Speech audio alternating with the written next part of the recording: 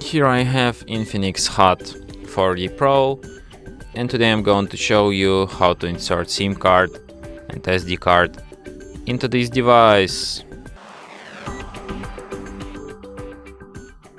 So firstly, let's remove this case.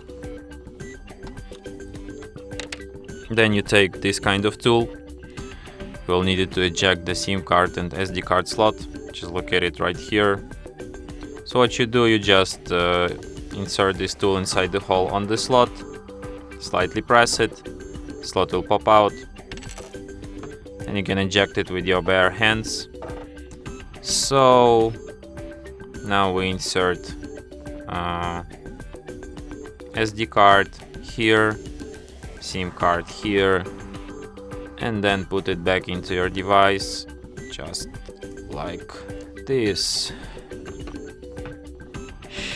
And as you can see, it immediately shows me notification that SD card detected.